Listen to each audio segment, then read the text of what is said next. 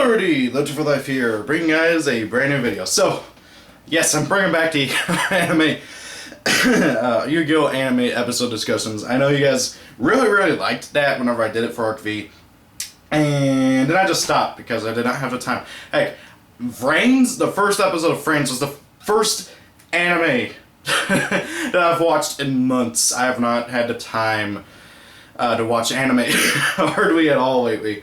So, yeah, I got around to watching VRAINS. I watched it whenever it first came out on Kiss Anime. And I went into it not knowing what to expect, okay? Because with Arc V, I went into it not knowing what to expect, and I really liked it. And VRAINS, I wasn't really sure what to think of it, mostly because going into it, I'm thinking with my mindset of, this is going to be the beginning of the new era.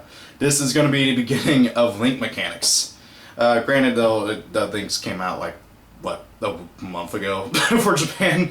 But for us, this is this is all going to be about links and everything. And I'm thinking, okay, this is probably going to be a duel, shows off links, so I'm off, and all that stuff.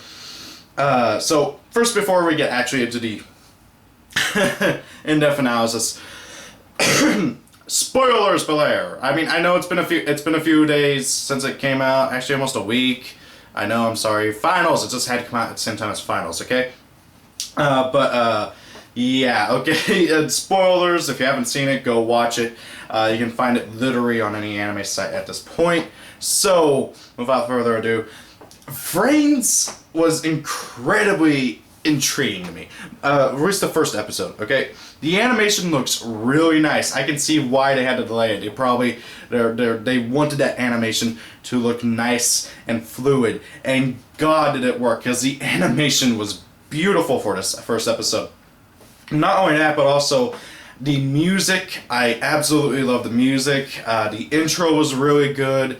My biggest issue with the intro, actually I didn't really have any issues. I didn't really care too much for the ending, though. I'm gonna be honest. The ending song, and I like the intro song a bit more. But however, the overall aesthetic of it, with the sound and the animation and everything, looks and feels really nice. VRAINS has a nice look to it, and I really like that. Okay, then for the actual story, well, wow. Okay, I don't know how to really go about this. So, first and foremost, no friggin' duels in the first episode. I can't think of any other Yu-Gi-Oh! Series that has done that. The original, you have that epic duel against Yugi and Kaiba with the amazing finish of Exodia. And then, GX, you have a friggin' Jaden running over Ancient Gear Golem and burning his opponent for game. And then, what was it? 5Ds, I think, was the duel against Trudge. I believe that was the first duel in 5Ds. And that was the first episode. And then, Zexal, you had the whole duel of Shark versus Yuma, and that sets up the whole number thing. Then Arc V, you have Yugioh versus the champion dude, who I can't remember the name. I think his name was Strong something. Kind of sounded like Arnold Schwarzenegger in the dub. But however, VRAINS, no duels in the first episode, which dumbfounded me. I've never seen, it's never happened. This is the first, and I think that's a good sign, because that shows to me that they want to put the story first and foremost. And they do a really good job at setting up the story about the Cyverse and how, this little dude, Ignis, he sealed off the Cyverse universe, and now he's trying to find some way to be able to stop the Knights of Hanoi from, I guess, destroying the Cyverse universe. That was my general idea of what they were trying to do. The Knights of Hanoi, their whole motivations and everything are not too well explained. They're pretty much just written off as a terrorist group by the general public of the people of VRAINS, and so it seems like they are trying to do something with the Cyverse, and then you got this other shady organization that is apparently trying to protect the Cyverse, and it's really confusing because you got these two organizations. Well, one's a terrorist group, one's an organization, the other, and then you got the third group, which is just Yusaku, who's just trying to defeat the Knights of Hanoi, and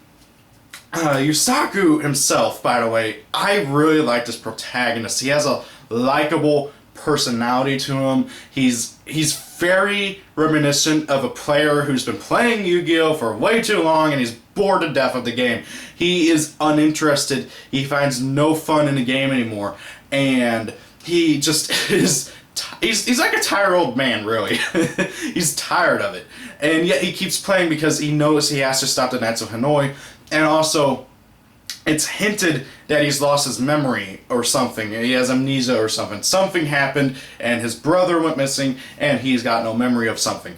That's just my general take from it. It's kind of confusing, again, because they try to jam so much of the story into this, but it works somehow. And the way to introduce Yusaku was really great. Okay, so it's like the end of class. He's bored to crap, just staring at the chalkboard, and this kid who has way too much energy comes up to him. He's like, "Oh, hey, you have a dual disc? Do you go into VRAINS too?" And then the guy's like, and Misaka's like, "Yeah, I guess." And this guy's like way too much energy. He's like, "Hey, look at this! I got the dual disc that just came out. It's got like all these trendy little things." And I kind of just laughed because it reminded me about how people freak out every time a new iPhone comes out, and I could totally see this being the exact same case. Like, oh my god, the new dual disc comes out, and oh my god, it has I was trying to make a joke, but it has like, I don't know, you can do calculations on it there. It's something stupid. And he's showing off how he doesn't have to duel himself. It's got an AI that helps him, and all his cards are virtual and stuff. And I couldn't help but kind of feel like that was like a little jab at people who use YgoAmino Pro. Because it just made me think of, YgoAmino Pro. Because the AI helps you. The thing that pulls up like, hey, do you want to activate this card now? Okay. Or like, like a little notification like, oh, hey, you have a monster effect in grave you can activate that you might have forgotten about because it hit the graveyard 20 turns ago. And all the cards are virtual and stuff. And Yusaku's like, I don't really care, dude. And because he's like, oh, wow, you got such an outdated piece of crap, I can help you duel and teach you how to duel and all that. And Yusaku, he just gets up and he looks at the guy and he's like, here's 3 reasons why you suck, and here's 3 reasons why you're awesome. Or here's 3 reasons why you seem like you're not a very good, like, he basically just does 3 reasons why this kid is annoying him, and then 3 reasons why this kid seems like he's a good kid. And the guy's like dumbfounded, and he doesn't know how to respond, so he runs off. And it was really, really funny, and showed off just how done with everything Yusaku is. And I really like that. It's so relatable, because there are times where you're just done with everybody, you don't want to deal with anybody. And it just really, really was just awesome character moment for him. And really gave you a kind of taste of his personality right away. And then we get a few shots of him as Playmaker. He's apparently been doing this for quite some time at least, where he goes in, nobody's seen any footage of him or what he looks like as Playmaker, and he's defeating the Knights of Hanoi. We see a small glimpse of a duel where he defeats the Knights of Hanoi player using Link Slayer, and he defeats the little robot thing. And I gotta say also, like, I really like I don't know if it's an archetype, but like these creatures that the Knights of Hanoi use. They use Crackling Dragon, which, by the way, I went and googled what it was, like what its effect is, like IRL. The thing is stupid. Okay, it comes out in Code of the Duelist. The thing is that it loses super hard to think, so I've already kind of like pieced together what the duel is going to be like, just by general, I guess. And so he defeats one of the Knights of Hanoi players, and I saw a bit of that, and like Ignis is watching everything because he's like a little eyeball now because his whole body got destroyed except for his eyeball, which is a bit weird.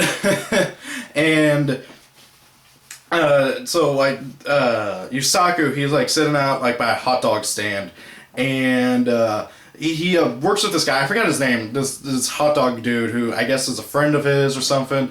Well, obviously they're friends, and I think it's really funny how like he's like a superhero kind of. He has a secret identity, and then whenever he's not being Playmaker, he's working at a hot dog stand and going to school. It's just kind of funny, and so he's just kind of chilling, eating a hot dog, talking to his friend. And there's this big thing going on where like, where there's a big event going on where 2 of the charisma duelists, who are basically idols but duelists, are getting ready to have a big match. They aren't going to duel each other, but they're going to duel like other people, and then I guess they were going to duel each other, and it's Blue Angel and Go something. I forgot what his name was. Now, I gotta say, I really like Blue Angel's design. I know that like her real name is like Allie or something like that. I really like her Blue Angel design. I like her deck, which is, you know, the Tricksters. And Go, he kind of reminds me of freaking Goengenzaka from Arc V, but like he's like a wrestler instead of a sumo dude. And that's really, really cool. I liked him. What little we got to see, I don't think either of them had any voice like they didn't have neither of them had lines. I don't remember them saying anything other than Blue Angel, he's screaming whenever a dragon's attacking her. So there was like this big thing where like, oh, everybody's trying to get Ignis because he's got the key to Cyverse. And basically to try and get it, the organization that runs Vrains is going to run a huge scan, and this whole scan, while they're doing that, the security system's going to go down for a bit. And the Knights of Hanoi use this time to break in and just decimate the place looking for Ignis. And they got like this, the dude is riding on a crackling dragon, just burning everybody, killing everybody in Vrains. He's just doing it and just going through.